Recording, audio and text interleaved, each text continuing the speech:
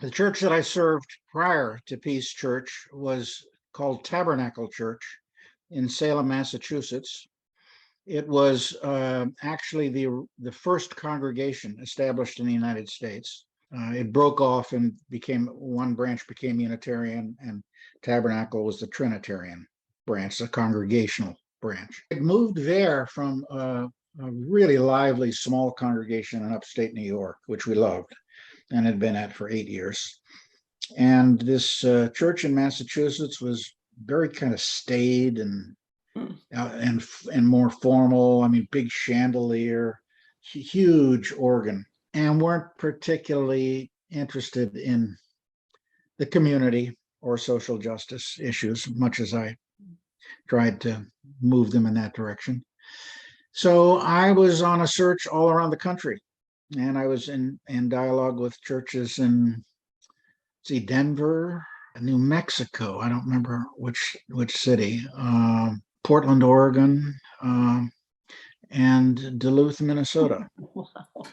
And when I was did my interviewing, I was doing it by phone at that point. We didn't have Zoom, and I had a real bad bout with my back. So I remember doing my interviews with people on the phone, lying down in the parsonage in Salem. I had good memories of Duluth because Lynn and the kids and I took 2 trips across the country with them when they were younger, and one of the routes brought us across the UP and into through northern Wisconsin and over to Duluth. And I remember coming over actually not as dramatic as Thompson Hill, but even so, the hill in northern Wisconsin as you approach Duluth and see Lake Superior, just thinking, boy, that's beautiful. And then from Superior, looking over at the hillside, and all, this is really looks like a neat city. So I had those good impressions, at least of the beauty, the natural beauty of the city from years before. So when I negotiated with the churches, I liked very much that Peace Church had kind of working class roots and seemed to be good working people. And I like that. And of course, the search committee was very intent on trying to find someone who would help further involve the community in social justice. Not to say that it hadn't been. I know it was very active with Chum, and I don't know about other things, but wanting to deepen those kind of commitments. So it seemed like a natural to me. And then we came out, and I brought our kids with us for the interview, which I think was it was Thanksgiving of 1985, and we landed in Minneapolis late afternoon, early evening, and we're hungry. Thanksgiving Day. Oh, The only place we saw it looked like a neutron bomb had gone off in Minneapolis. I mean, just nobody on the streets, and then we saw this giant flag waving. And Perkins. So we had our first Thanksgiving meal in Minnesota was at Perkins. And then we drove up to in the evening when it was dark. We drove up and it seemed like a wasteland, like we were on the moon driving up there. And then you come over Thompson Hill, and it's just breathtaking at night with all the lights and so on and so forth. So that was just and our daughter Sarah was, I think she was a freshman. Yeah, she was at the New School in New York City, and which is in Greenwich Village, and Duluth. She was in her all black stage with pierced nose and weird stuff.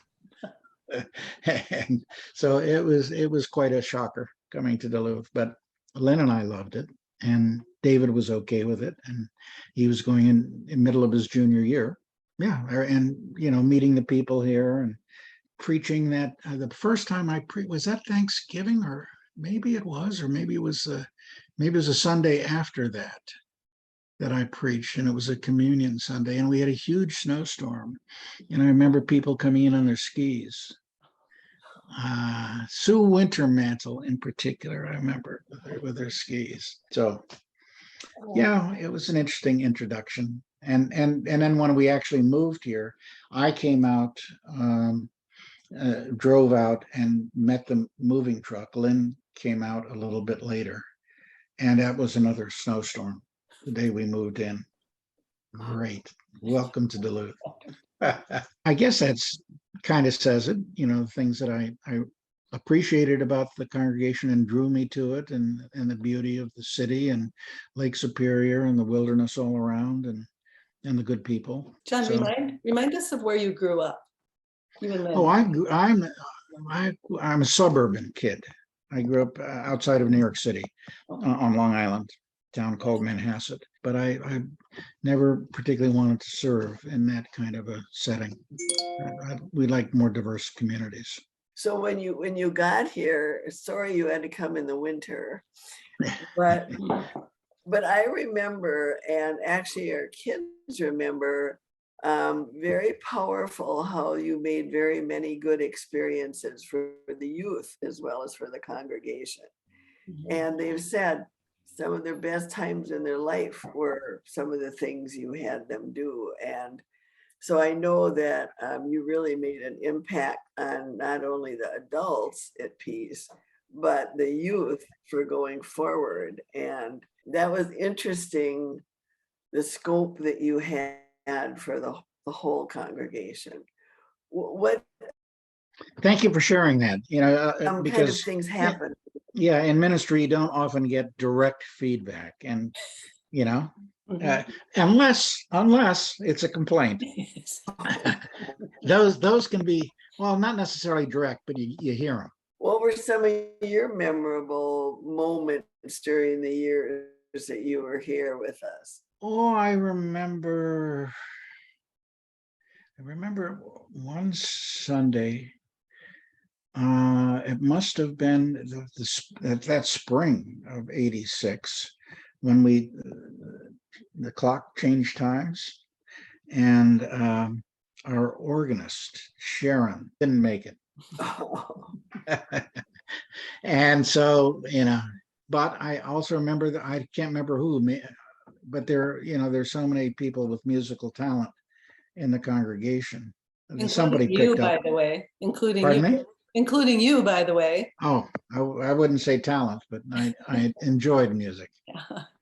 So that was one kind of memorable thing, making it, and we did fine, and I guess that the flexibility of Peace Church and the people there, I very much appreciated, and that continued. I know, when we came back with Kathy in the congregation, she'd often make changes last minute, and of course she had Jim, who's wonderful at being flexible, I would say. Anyway, so I always appreciated the flexibility of people and the participation of people. I think I pretty much introduced, like, sharing at prayer time and inviting people to share their concerns or announcements. I've always, in a lot of churches, the minister feels like he or she needs to control things from up front, and the congregation expects that. But that was not my style. My style was more to let people speak for themselves. I felt that was more authentic, and be supportive of whatever was being presented, unless it was off base, and that people were usually pretty appropriate. So, John, you challenged us to form more of a structure with committees and things like that. That was under your regime, right? I think Joan Halstead and yeah, we needed it. We needed it. Well, my style of ministry, I use the term shared ministry. Yeah. That, as one who is a minister, and I always like minister more than pastor, but pastor is the term used more in this part of the country. But the pastor has kind of unique callings, sometimes to do teaching and preaching and sharing of the word in different ways, but other people have gifts to share too, and the focus shouldn't be on the pastor; it should be on the ministries of the congregation. And so that's something that I certainly encouraged Mhm. when I was there through the structure and through my style of ministry. Yeah, And I think there was a lot more opportunity to become involved. Yeah. To find a place where you fit when that was all done. That was good for us. You'll be happy to know that continues. Yeah, You know, of course, you know that, but I do. that's been It's a a gift that Peace Church is still a great congregation. it is. So you came It has here, its ups and downs as any congregation has, but good people and a good commitment. I think to both to the building community and a sense of community and to outreach in the community and beyond in terms of social justice. And so and a wonderful music program.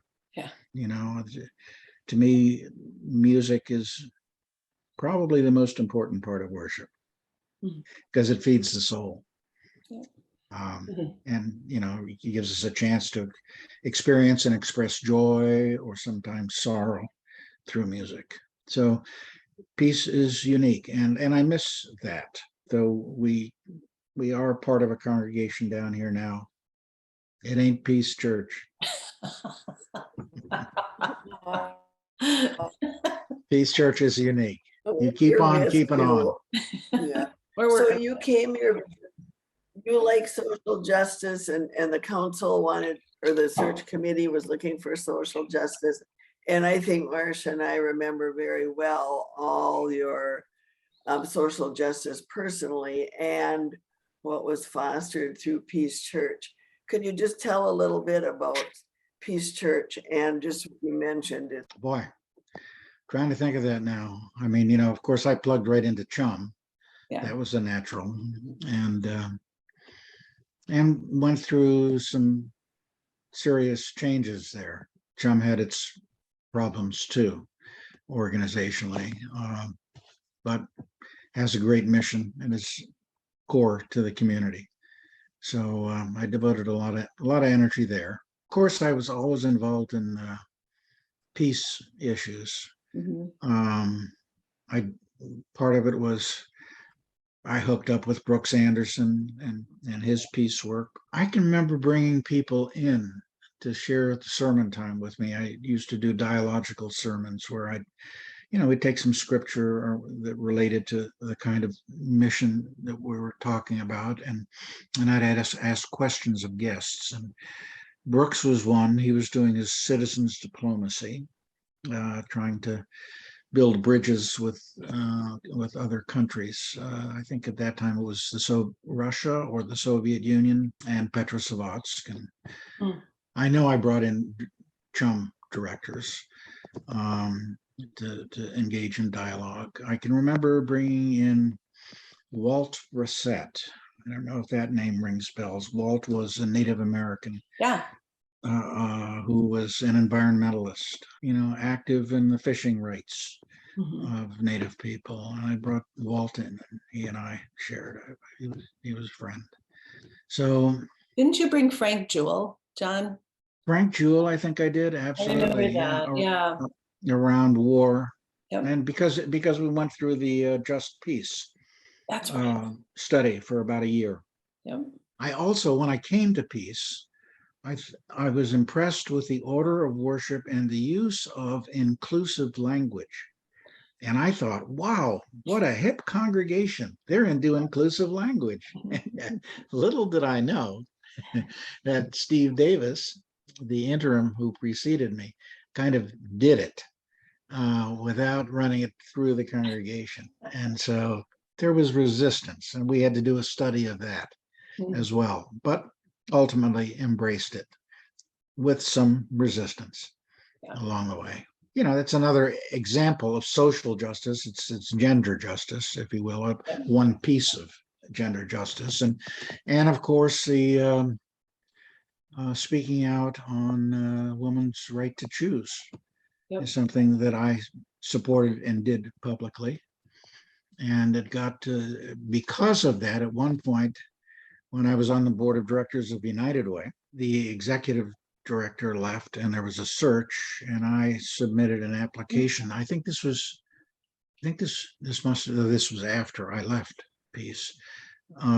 But there were those on the board of United Way who remembered my position and basically blackballed me from that Really? position. Yeah. And Joanne Axtell got it, and Joanne was great. That's And right. and then I got North Star Community Development, Oh, which was a sad organization when I signed on with it, but it was a good program in the community for me to do after my time at Peace, because it involved working with low income people and helping them start and run businesses, and I had the business background as well as the people skills and comfort to do that. So yeah. things work out. They do. What did Peace Church impact have on you? You had a great impact on Peace. What did Peace Church make an impact on you or your family? Oh, I think so. One of the aspects of ministry that I particularly have always enjoyed, and still enjoy in my personal life, is developing relationships with my elders and elders whom I respect. And there were a lot of them. Mildred Hall comes to mind. Just a wonderful, wonderful lady. And of course, Trudy Schwert, who was an institution in and of herself at the church, coming from the old ENR background. Then there's Peggy Maskey. I mean, a lot of my elders were just special people. And I think right now, living here at Beckettwood, our next door neighbor is a woman by the name of Ruth Halverson. And Ruth and her husband, mostly Ruth, started something here in the Cambridge area, a retreat center called ARC. I don't know if any of you know that, but they physically they bought the land, sold their house, bought the land, and physically built this lodge and retreat center with family and friends and some hired work. And then she basically, he was a professor, and they lived there, and she ran the retreat center for 30 years or so until she retired. Now Ruth is 92, still sharp as a tack, just a wonderful, wise person. And now I are becoming an elder. Aren't we all? True. We are. We are. Yeah. So that would be one thing that certainly impacted me. I think Peace was pretty flexible with me too. I felt that while I worked hard, if I needed to do things, sometimes I was free to do them. I mean, it was a good, flexible relationship. So. Well, Marcia always wants to ask one very special question. I'll let her ask it. Well, John, we've asked everyone we've interviewed, and there are about 28 people now, if you could boil Peace Church down to one word, what would it be? I wouldn't boil it down to one word. Okay. I'll take two. Okay. My two words are active, community. And those, you can play around with those words. Community activists, strong sense of community. But I think both the word active, expresses the congregation. Yeah. And I think it's been that way for many years, and I trust continues to be so. And people, just feeling good about being there. That sense of community. Yeah. I remember there was a passage from When Bad Things Happen to Good People. The author, Rabbi Kushner, was the author. And he said, he was talking to somebody, Mort, in the congregation. He said, why do you come to church? He says, well, I come I come to the synagogue, to temple, to really to talk to Abe, and Abe comes to talk to God, and so There you go. that's it. The sense of community. Mhm. That's Absolutely. what's most important, and that's where we experience God's love. Yep. So that's where we live it out, the way we treat Love that. one another and care for one another, both those at hand and those far away. Mhm. Mm, So that's lovely. Usually we have you do this at the beginning, but we forgot. If you just said, I'm John Clark Pegg, or I'm John Pegg, and I was minister at Peace Church from this to this. well, I would say I'm John Clark Pegg, and there's a story behind that too. Let's hear it. I changed my middle name when we moved to Duluth. I was Oh, born John Thomas Pegg, and the Thomas was very important to me because it distinguished me from my father, who was John William Pegg. But it seemed like that occasion was a time to affirm the equality of our marriage. And so I took on Lynn's family name, Clark, as my middle name. First time Lynn's mother came to visit, and we were driving her around, and we drove to the church, and the billboard was, or whatever you call it, out front, said, Pastor John Clark Pegg. And she looked at it and says, Clark? He's not a Clark. So Lynn took her on a bit and said, well, actually, Mother, you're not a Clark either. She married a Clark. Good response. That was a good response. Yes. Yeah, so that's the story behind my name. And I spoke with Jerry Agnew, an attorney, when I did that, and said, do I need to legally change it? And he said, no. You just go to the Social Security office and tell them you're changing your name and pay your taxes under that name. And I did that from 1986 until 2020, when I went to get an enhanced driver's license. And one of the questions they ask on that is, have you ever been known by another name? And I said, yes, John Thomas Pegg. And the next question was, please provide a legal document showing the name change. So, 35 years I've been John Clark Pegg. And I went to court and paid $300. And now I am legal. I have a document that says I'm John Clark Pegg. Wow. So shall I start over and say, sure. Hi, I'm John Clark Pegg, and I was pastor at Peace Church from January of 1986 until, I believe, April of 1990.